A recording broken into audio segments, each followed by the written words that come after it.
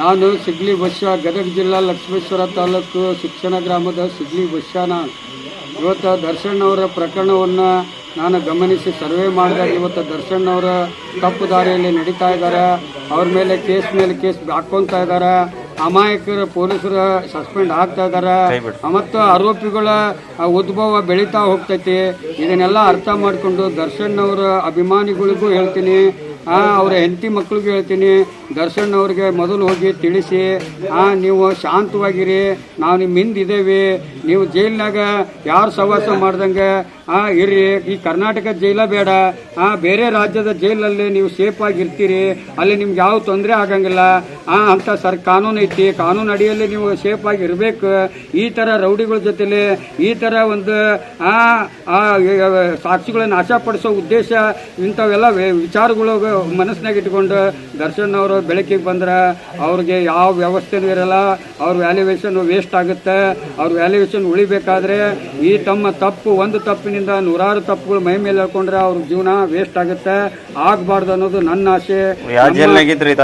ಯಾವ ಜೈಲ್ನಾಗಿದ್ರೆ ಕರ್ನಾಟಕದ ಯಾವ ಜೈಲ್ನಾಗಿದ್ರು ಎಲ್ಲ ಜೈಲ್ನಾಗನು ಈ ಒಂದು ಕೆಟ್ಟ ಹಣ್ಣ ಹಾಕಿಬಿಟ್ಟಿದ್ದಾನೆ ದರ್ಶನ್.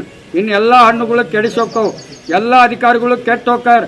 ಒಂದು ಪ್ರಕರಣದಿಂದ ಸಾವಿರಾರು ಪ್ರಕರಣಗಳು ಉದ್ಭವ ಆಕ್ಕವು, ಸಾವಿರಾರು ಮಂದಿ ನೂರಾರು ಮಂದಿ ಸಸ್ಪೆಂಡ್ ಹಾಕಾರ, ನೂರಾರು ಆರೋಪಿಗಳು ಉದ್ಭವ ಆಕ್ಕವು. ದರ್ಶನ್ ಕರ್ನಾಟಕದಾಗ ಸೇಫ್ ಅಲ್ಲ.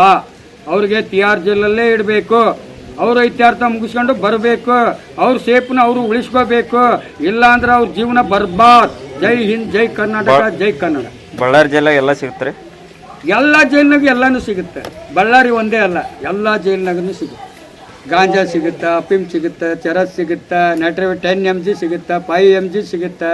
ಒಟ್ಟು ನಶೆಯ ಮಾದಕಗಳು ಅವ್ರಿಗೆ ಇಮಿಡಿಯೇಟ್ಲಿ ಸಿಗುತ್ತೆ. ಯಾಕಂದ್ರೆ ಹೊರಗಡೆ ಇಸ್ಪೇಟ್ ಆಡಲಿ, ಗಾಂಜಾ ಸಿಗಲಿ, ಓಸಿ ಆಡಲಿ, ಎಲ್ಲ ಆಡಲಿ, ಯಾವುದೇ ಒಂದು ಕಲಂ ಹಾಕಿ ಜೈಲು ಕಳಿಸ್ತಾರೆ. ಆದರೆ ಜೈಲ್ನಾಗ ಇವೆಲ್ಲ ನಡೀತಾವಲ್ಲ, ನಡೆದಿದ್ದು ದಾಖಲಾದವಲ್ಲ. ಪ್ರತಿಯೊಂದು ಮಾಧ್ಯಮಗಳ ಬೆಳಕಿಗೆ ಚೆಲ್ಲೈತಲ್ಲ. ಜೈಲುಗಳು ರೇಡ್ ಆಗಿದಾವಲ್ಲ. ಚಾಕು, ಚೂರಿ, ಗಾಂಜಾ, ಅಫೀಮು, ಚರಸ್, ಚೂರಿ, ಬಂದೂಕು, ಗನ್ನು, ಕೋಟಾ ನೋಟು ಎಲ್ಲ ತೋರಿಸಿದಾರಲ್ಲ. ಇನ್ನು ಏನು ಬೇಕು? Had the crime but not the criminal. ನಮ್ಮ ರಾಜ್ಯನ ಯಾವ ರೀತಿ ಒಯ್ಯಾಕತ್ತಿದೆ ಸರ್ಕಾರ ಎಚ್ಚೆತ್ಕೋಬೇಕು. ಜನರ ಭವಿಷ್ಯದ ಬಗ್ಗೆ ವಿಚಾರ ಮಾಡಬೇಕು. ರೈತರ ಆಸ್ತಿಗಳನ್ನ ಕೊಳ್ಳೆ ಹೊಡಿತಾ ಇದ್ದಾರೆ.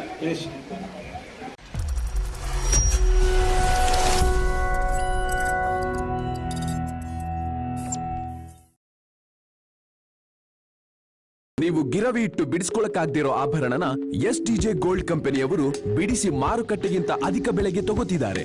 ಅಷ್ಟೇ ಅಲ್ಲ, ಒಂದು ಕೂಪನ್ ಕಾರ್ಡ್ ಕೂಡ ಕೊಡ್ತಾ ಇದ್ದಾರೆ.